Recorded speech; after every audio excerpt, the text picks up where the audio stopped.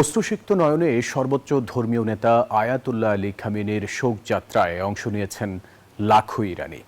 তীব্র গরম উপেক্ষা করেই প্রিয় নেতার মরদেহ নিয়ে তেহরান থেকে যাচ্ছেন আজাদি স্কয়ারে। কফিন ঘিরে চলছে মাতম। একে আধুনিক ইরানের ইতিহাসের সবচেয়ে বড় জনসমাগম বলে বর্ণনা করেছেন ইরানি কর্মকর্তারা। নিরাপত্তা ঝুঁকির কারণে বন্ধ তেহরানের আকাশে বিমান চলাচল।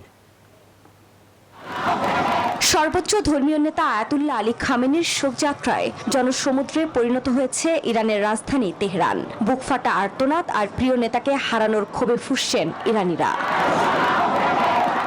তীব্র গরম উপেক্ষা করে সর্বোচ্চ নেতার মরদেহ নিয়ে যাচ্ছেন তেহরানের গ্র্যান্ড মুসল্লা থেকে আজাদি স্কয়ারের দিকে। খামেনির কফিনের পাশাপাশি মেয়ে, নাতনি, জামাতা এবং পুত্রবধূর কফিনও রয়েছে, যা ঘিরে চলছে মাতম। কফিন এক নজর দেখতে অনেকেই ঘন্টার পর ঘন্টা দাঁড়িয়ে আছেন রাস্তায়। এ সময় মার্কিন প্রেসিডেন্ট ডোনাল্ড ট্রাম্পের বিচার দাবি করেন তারা।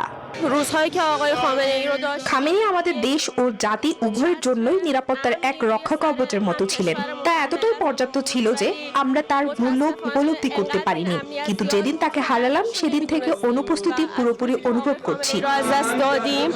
ওদের স্বপ্ন পূরণে পাশে থাকতে পেরে আমরা গর্বিত। এই শোক মিছিল 10 থেকে 12 ঘন্টা ধরে চলতে পারে বলে জানান ইরানি কর্মকর্তারা। এত মানুষের সমাগমকে ইরানের ইতিহাসের সবচেয়ে বড় জনস্রোত হিসেবে বর্ণনা করেন তারা। সবশেষ ইরানে এত জনসমাগম হয়েছিল 1989 সালে রুহুল্লাহ খোমেনির জানাজায়। নিরাপত্তার স্বার্থে তেহরানের আকাশসীমা ও প্রধান বিমানবন্দরগুলো পুরোপুরি বন্ধ রাখা হয়েছে। এদিকে মূল শোক মিছিলের পর খামেনি ও নিহতদের কফিনগুলো ইরানের পবিত্র শহর কোমে নিয়ে যাওয়া হবে।